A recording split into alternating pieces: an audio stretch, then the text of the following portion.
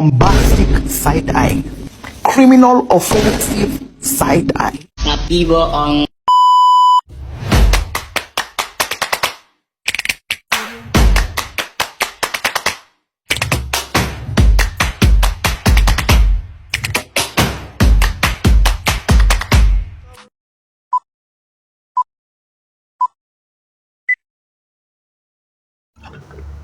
Assalamualaikum warahmatullahi wabarakatuh.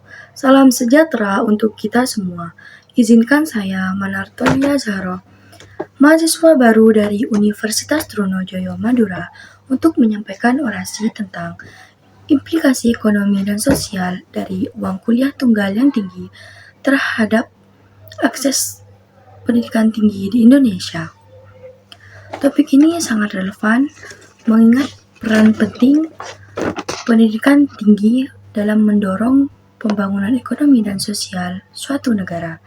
UKT adalah biaya yang harus dibayar oleh mahasiswa per semester di perguruan tinggi di Indonesia. Dengan adanya UKT yang tinggi, terdapat berbagai implikasi. Salah satunya adalah implikasi ekonomi dan sosial. Implikasi ekonomi yaitu yang pertama, aksesibilitas pendidikan tinggi. UKT yang tinggi menjadi penghalang bagi calon mahasiswa yang dari keluarga yang kurang mampu untuk melanjutkan pendidikan perguruan tinggi. Yang kedua, beban finansial keluarga. Tingginya UKT menambah beban finansial keluarga, terutama bagi mereka yang mempunyai penghasilan yang rendah. Keluarga harus mengorbankan kebutuhan yang lain, bahkan bisa berhutang untuk membiayai pendidikan anak-anak untuk kuliah. Yang ketiga, dampak pada investasi pendidikan. Kenaikan UKT bisa mengurangi minat masyarakat untuk berinvestasi dalam pendidikan tinggi dan dapat mengurangi jumlah tenaga kerja terdidik yang dibutuhkan pada era globalisasi dan ekonomi berbasis pengetahuan. Selanjutnya yaitu implikasi sosial. Yang pertama, mobilitas sosial. Pendidikan tinggi sering dianggap sebagai jalur utama untuk meningkatkan mobilitas sosial. Namun, dengan tingginya UKT, kesempatan bagi individu dari latar belakang ekonomi rendah untuk meningkatkan status sosial mereka menjadi terbatas. Yang kedua, pemerataan pendidikan. Salah satu tujuan utama dari pendidikan adalah pemerataan kesempatan. Tingginya UKT dapat mencederai prinsip karena menciptakan kesenjangan antara mereka yang mampu dan tidak mampu membayar.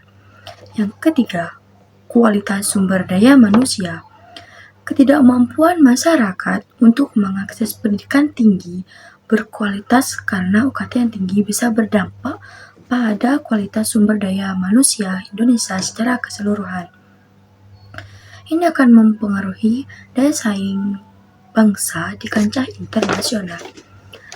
Selanjutnya yaitu upaya dan solusi dalam masalah ini, yaitu yang pertama, pemerintah dan perguruan tinggi harus meningkatkan program beasiswa dan bantuan kepada mahasiswa yang kurang mampu.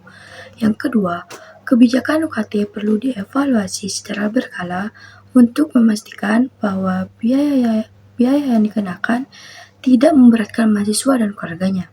Yang ketiga, perguruan tinggi dapat bekerja sama dengan sektor swasta untuk mendapatkan dukungan finansial dengan program beasiswa, magang berbayar, atau kerjasama penelitian.